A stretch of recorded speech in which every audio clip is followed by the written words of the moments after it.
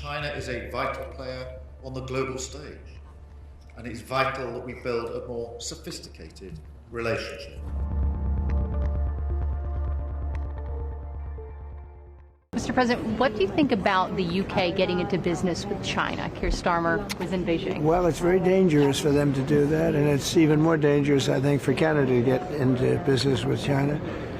Canada is not doing well. They're doing very poorly, and you can't look at China as the answer. I know China very well. I know President Xi's a friend of mine. I know him very well, but that's a big hurdle to go over when you get Canada. The first thing they're going to do is say you're not allowed to play ice hockey anymore. That's not good. Canada's not going to like that.